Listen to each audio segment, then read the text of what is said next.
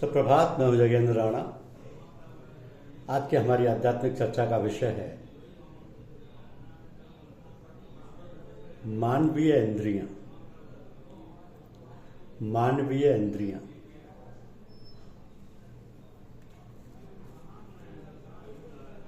देखिए, यदि घर के अंदर बाहर घना अंधेरा छाया है तो प्रकाश की एक भी किरण नजर नहीं आ रही है, तो दृश्य कितना भयावह एवं असुविधाजनक होता है।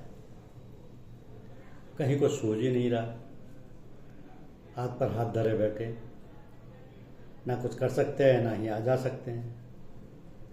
ऐसे विकराल अंधकार में यदि एक दीपक मिल जाए तो उसे कितनी राहत मिलती है, कितना सुकून होता है। लगता है जैसे जिंदगी को नया अर्थ मिल गया। अब दीपक तो एक है, अंधेरा भीतर बाहर सब तरफ है। यदि दिए को बाहर रखते हैं तो बाहर उजाला हो जाता है, अंदर गुप्पा अंधेरा। और यदि दिए को अंदर रख लेते हैं तो बाहर घनी कालमा काटने को दौड़ती है। इस विषम स्थिति से बचने का एक ही रास्ता हो सकता है कि यदि इस दिए को घर की देहरी पर रख लिया जाए तो उजाला अंदर बाहर दोनों तरफ बराबर और अंधेरे की कठिनाई दूर। और अंधेरे की कठिनाई दूर। तो मानव व्यक्तित्व में मन की भूमिका मध्यवर्ती की है। मध्यवर्ती की है। इसके बाहर की ओर है 5 ज्ञानेंद्रियां: आँख, नाक, कान, त्वचा और रसना, जिन पर मन रूपी दीपक के रख देने से ये प्रकाशित हो जाती हैं। अर्थात आँख है रूप का, नाक गंध का, त्वचा स्पर्श का, कान शब्द का और जीभ यानी रसना रस का रसास्वाद करने लगती है। अर्थात इंद्रियों का विषय वासनाओं से भरा पूरा संसार हरा भरा हो जाता है। तो एक तरह से कहा जाए कि आँख, कान, नाक आदि उपकरण हैं, यंत्र हैं मन के अनुभूति हेतु। इन यंत्रों के माध्यम से ही मन रूप शब्द या गंध आदि का अनुभव करता है। तो आंखें खुली है, रूप सामने है, किंतु मन कहीं और लगा हो तो हम सामने विद्यमान रूप को भी नहीं देख पाते। तो रूप देखने के लिए आंख तो जरूरी है ही, साथ मन भी साथ होना परमावश्यक है। इसी प्रकार शेष 4 ज्ञानेंद्रियों का भी कार्य व्यापार चलता है। अब ज्ञानेंद्रियों के आगे 5 स्थूल कर्मेंद्रियां: हाथ, पैर, गुदा, उपस्थ एवं जीभ। जीभ को 2 काम सौंपे गए हैं, एक स्वाद लेने का, दूसरा बोलने का। 2 दायित्व है इसके ऊपर। सो जब स्वाद लेती है तब उसका नाम हो जाता है रसेंद्रिय। आस्वाद कराने वाली एक ज्ञानेंद्रिय। और जब बोलने का स्थूल कार्य करती है तब इसे कहते हैं जिह्वा अर्थात कर्मेंद्रिय। तो एक समय में एक ही कार्य करती है। जब स्वाद लेती है तब बोलती नहीं और बोल सकती नहीं, क्योंकि अनुभूति का गहन कार्य कर रही होती है। तो अनुभूति के लिए अद्वैत आवश्यक है। अर्थात जिस वस्तु का आस्वाद या स्वाद लेना, उसी में चेतना का को तदाचार होना होगा, उसी में चेतना को तदाकार होना होगा। इस तदाकारत्व की स्थिति में बताने का कार्य संभव नहीं।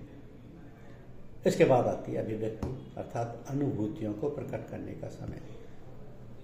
तो जब जिह्वा बोलती है, बताती है कि क्या अनुभव किया।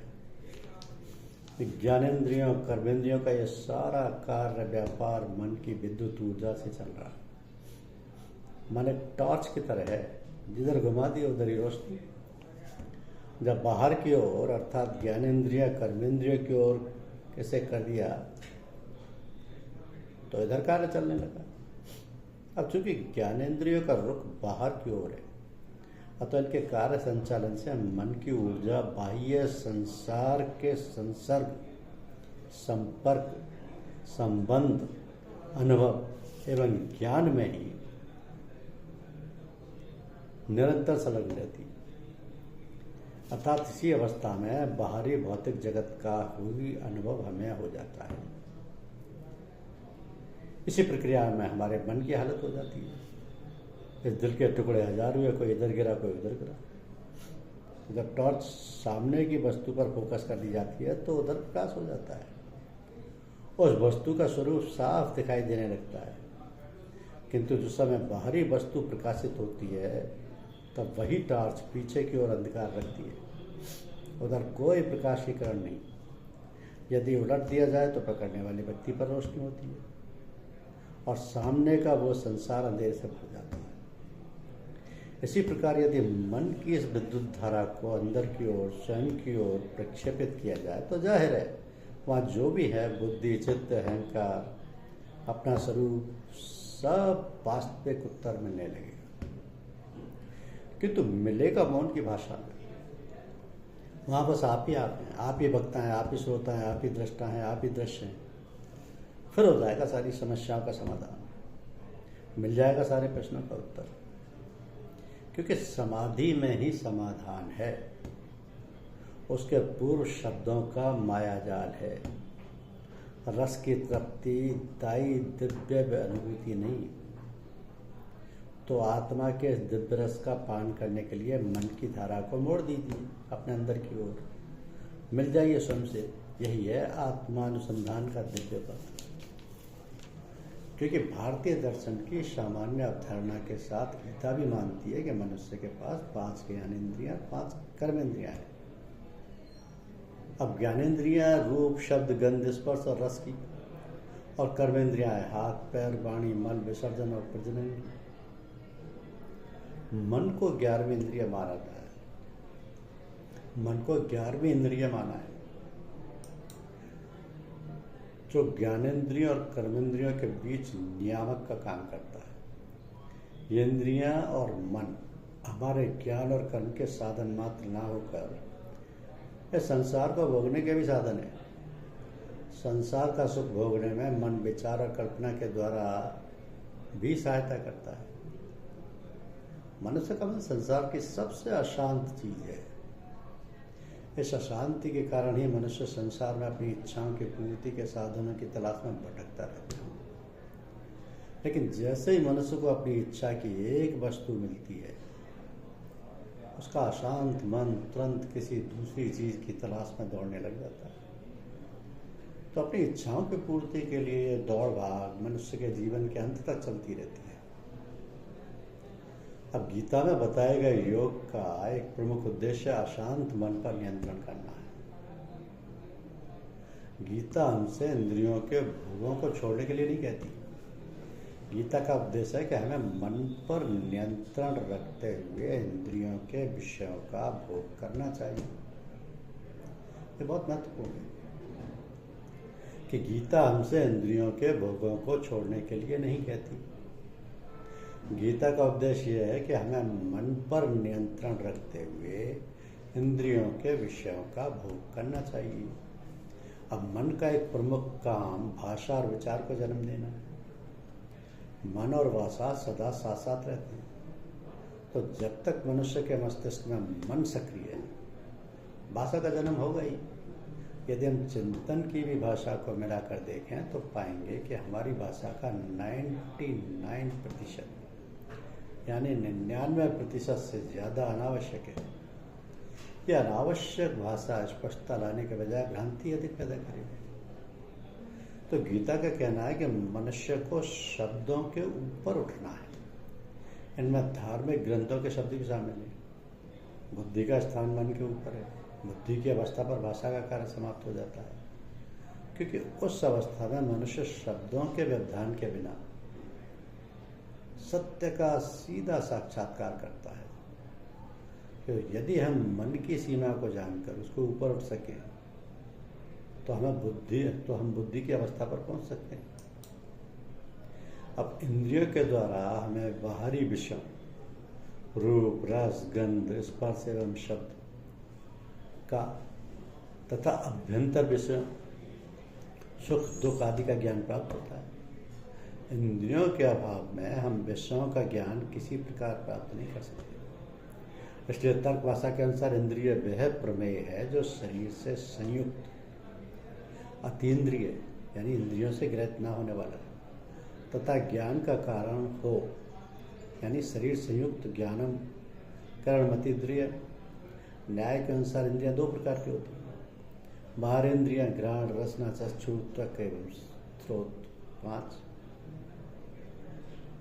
और अंतवा की अंतर्य। तो छठी इंद्रिय तो मन है या 11वीं इंद्रिय मन है, जो कह रही है। ये मन जो है ये अपने आप में बहुत अद्भुत चीज है और यही ज्यादातर अनियंत्रित रहता है। इसी को नियंत्रित करना है, इसी का नियंत्रण ही सर्वाधिक महत्वपूर्ण है, क्योंकि इंद्रियां वो अवयव हैं जिसके द्वारा हम कोई काम करते हैं या कोई ज्ञान प्राप्त करते हैं। तो ज्ञानेंद्रिय में आंख कान नाक जीभ और त्वचा, और मुंह हाथ लिंग गुदा और पैर ये कर्मेंद्रिय, इनके द्वारा हम स्थूल कर्म किया करते हैं, ये भी भारी इंद्रियां। अगर इंद्रिय निग्रह पर अगर आप नजर डालें तो आप देखेंगे तो जो अंतःकरण है उसमें क्या है, मन बुद्धि अहंकार चित्त, और जो बाह्यकरण है जिसमें ज्ञानेंद्रिया कर्मेंद्रियां हैं। तो ज्ञानेंद्रिय में आपने देखा नेत्र कान आँख जीभ त्वचा, और कर्मेंद्रिय में हाथ पैर वाणी जननेन्द्रिय और गुदा। इस तरीके से ये इंद्रियां अपने आप में विभाजित हैं और इन सबके अपने अपने कार्य हैं, सबके अपने अपने कार्य हैं। इनको प्रत्येक व्यक्ति अगर अपने नियंत्रण में कर ले तो गीता का उपदेश सार्थक होता है, क्योंकि इंद्रियों के प्रकार तो सब जानना आसान है, लेकिन संयम की बुनियादी जानकारी आवश्यक है कि इनको संयमित कैसे किया जाए, इनको नियंत्रित कैसे किया जाए। इसको नियंत्रित करना बहुत जरूरी है। इंद्रियां मनुष्य को परमात्मा की तरफ से प्रदत्त वरदान है, जिनके सहयोग से मानव अपने जीवन में आनंद एवं सहयोग प्राप्त करता है। तो यदि शरीर एक मशीन है तो इंद्रियां उसे सुचारू रूप से चलाने वाले औजार या कलपुर्जे हैं। इंद्रियां मनुष्य की सेवक है। सभी इंद्रियां बेहद महत्वपूर्ण हैं, जिनका उद्देश्य मनुष्य को उत्कर्ष एवं आनंद पहुंचाना है। इनके सहयोग से मनुष्य निरंतर जीवन के मधुर रस का आनंद लेते हुए जीवन को सफल बना सकता है। इंद्रियां 11 मानी जाती, 5 ज्ञान इंद्रियां, 5 कर्म इंद्रियां और 11वीं संकल्प विकल्प क्रिया करने वाला मन। तो ज्ञानेंद्रिया को 5 गेटवे ऑफ नॉलेज कहकर भी समझा जाता है। जैसे आंख से हमें भला बुरा देखने का ज्ञान होता है, कान से हमें ठीक गलत या गलत सुनने का ज्ञान प्राप्त होता है। तो 5 ज्ञानेंद्रियां एवं उनके द्वारा किए जाने वाले कार्य सब अलग अलग हैं। आँख जिसका कार्य है भला बुरा देखना, कान जिसका कार्य है कोमल या कठोर सब सुनना, जिह्वा जिसका कार्य है खाद्य का स्वाद जानना, नाक जिसका कार्य है सुगंध दुर्गंध को सुनना, त्वचा जिसका कार्य है कोमलता कठोरता का अनुभव करना। इन प्रत्येक इंद्रियों का एक देवता है यानी गुण होता है, जिससे विषयों की उत्पत्ति होती है। जैसे आग का विषय रूप है, देवता या गुण सूर्य है। सूर्य अग्नि ना हो तो आंखें बेकार है। कान का विषय शब्द है तथा देवता या गुण आकाश है। नाक का विषय गंध है, देवता या गुण पृथ्वी है। जिह्वा का विषय रस है, देवता या गुण जल है तथा त्वचा का गुण स्पर्श है एवं देवता या गुण वायु है। इन गुणों या विषयों के कारण इन इंद्रियों का उपयोग बहुत अधिक है। और ये जो 5 कर्मेंद्रियां हैं, जैसे वाणी है, मुख से बोलते हैं स्वाद सकते हैं, हाथ इससे कार्य करते हैं, पैर से चलते हैं, जननेंद्रियों से मजबूत त्याग करते हैं, गुदा इससे मल त्याग करते हैं। तो ज्ञानेंद्रियां शरीर के ऊपरी हिस्से में होती है एवं कर्मेंद्रियां निचले हिस्से में होती हैं। तथा समस्त इंद्रियों का संचालक या सूत्रधार है मन, जो हृदय में स्थित होता है। यदि मन शांत, गंभीर, एकाग्र है तो वह इंद्रियों का संचालन सुचारू रूप से कर जीवात्मा को उत्कर्ष एवं आनंद की ओर ले जाता है। सभी इंद्रियां अलग अलग विशेषताएं गुण समेटे हुए हैं, जिनका सदुपयोग करने से मानव का जीवन उन्नत एवं आनंदित हो जाता है, एवं इसके विपरीत उनका दुरुपयोग करने से जीवन निम्नतर और दुखी होता है। तो हमारा शरीर एक रथ की भांति है। इस रथ पर आरूढ़ होने वाला जीवात्मा है। जीवात्मा का यह रथ मोक्ष प्राप्ति के लिए प्राप्त हुआ है। 5 ज्ञानेंद्रियां एवं 5 कर्मेंद्रियां इस रथ यानी शरीर के 10 घोड़े हैं। संकल्प विकल्प क्रिया करने वाला मन ही है, जिसके हाथ में 10 घोड़ों को नियंत्रित करने की शक्ति होती है। इन इंद्रियों को घोड़े विषयों की सड़क पर चलते हुए मुक्ति यात्रा की ओर बढ़ते हैं। मन जिसके पास बुद्धि विवेक होता है, इसका सारथी है। तो यदि सारथी सजग है तो इंद्रियां विषयों में ना भटक कर अपने स्वामी को उसके स्वामी के पास यानी परमात्मा के निकट पहुंचा सकती है। तो 5 ज्ञानेंद्रियां व 5 कर्मेंद्रियों के अलावा जो छठी इंद्रिय होती है, जिसे अंग्रेजी में सिक्स्थ सेंस कहते हैं, इस इंद्रिय की चर्चा यदा कदा सुनने को मिल जाती है। छठी इंद्रिय वाले दिव्यजन प्राचीन काल मध्यकाल में कुछ मिल जाते थे, किंतु वर्तमान समय में इनका सर्वथा अभाव है। कहा जाता है कि जिसकी छठी इंद्रिय जागृत होती है उन्हें असीमित ज्ञान होता है। वह एक स्थान पर बैठे बैठे दुनिया के किसी भी कोने की जानकारी प्राप्त कर लेते हैं एवं दुनिया के किसी भी कोने में व्यक्ति से संपर्क स्थापित कर सकते हैं। यह भी कहा जाता है कि योग में छठी इंद्रिय जागृत करने के लिए कई आसन है। स्वच्छ एवं शांत वातावरण में बैठकर मौन रहते हुए भ्रकुटी के मध्य में अंधेरे में ध्यान लगाकर श्वास प्रश्वास पर ध्यान रखा जाता है। इस क्रिया को लगातार एकाग्रता से करते हुए वह अंधेरा हल्का होकर नीला होता है और वह धीरे धीरे प्रकाश नजर आने लगता है। इससे मन की क्षमता का विकास होता है तथा भूत एवं भविष्य में झांकने की क्षमता का विकास होता है और इसी तरीके से छठी इंद्रिय जागृत होने का मार्ग प्रशस्त होता है। धन्यवाद।